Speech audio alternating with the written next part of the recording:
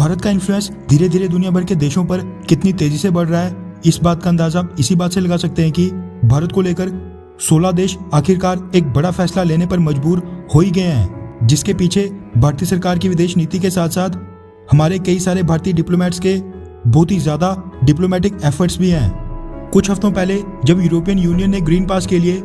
भारतीय vaccine Covishield को छोड़कर एस्ट्राजेनेका, मॉडर्ना, फाइजर समेत बाकी सभी वैक्सीन को अप्रूवल दे दिया था, लेकिन कोविशील्ड को इसे बाहर रखा था, तब भारत के कई ट्रैवलर्स जिनको यूरोपियन देशों में स्टडी, फैमिली, बिजनेस, वर्क और जॉब पर्पज से जाना था, वो सभी बिल्कुल निराश हो गए थे,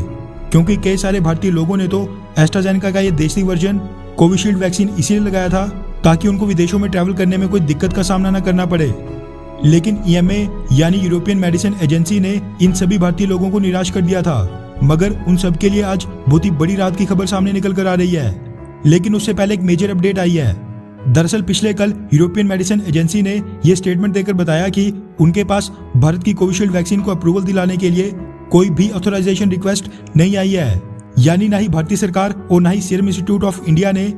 कोविशील्ड वैक्सीन को अप्रूवल दिलाने के लिए यूरोप मेडिसिन एजेंसी में डॉक्यूमेंट सबमिट करके अप्लाई किया है। ये चीज एक दिन पहले यूरोपियन मेडिसिन एजेंसी के प्रेस ऑफिसर ने मीडिया को संबोधित करते हुए तब बताई जब उनसे पूछा गया कि यूरोपियन यूनियन भारतीय वैक्सीन कोविशील्ड को ग्रीन पास में इंक्लूड कब करेगा, जिसका मतलब है कि यूरोपियन यूनियन के सभी 27 देशों में कोविशील्ड को अप्रूवल मिलने में अभी और देरी हो सकती है। लेकिन सवाल अब सीरम इंस्टीट्यूट के मालिक आधार पूनावाला पर उठ रहे हैं,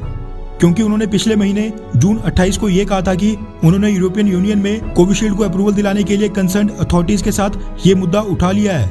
जबकि अब खबर ये निकल कर आ रही है कि उन्होंने अप्लाई तक नहीं किया है।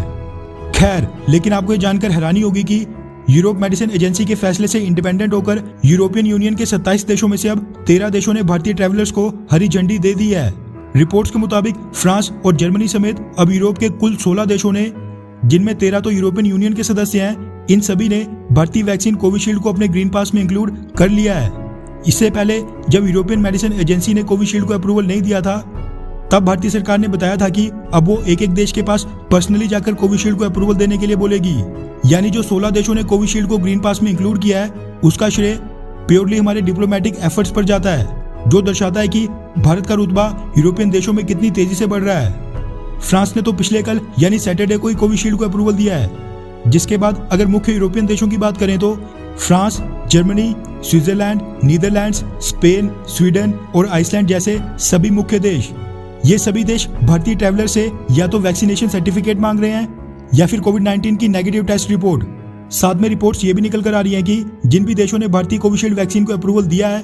उन देशों के ट्रैवलर्स को भारतीय सरकार भी बहुत ही जल्द अपने देश में आने की अनुमति दे देगी, जिसके लिए कुछ कंडीशंस रखी जाएंगी, जैसे कि कोविड-19 वैक्सीन के 2 डोजेज लगे होना या फिर नेगेटिव कोविड-19 की टेस्ट रिपोर्ट।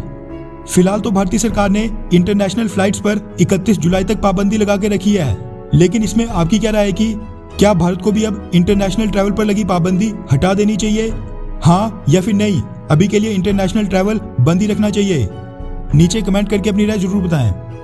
अच्छा सुनो, चैनल को सब्सक्राइब करो, उसके बाद घंटी बजा देना ताकि अगली वीडियो आपसे मिस ना हो पाए। Thank you.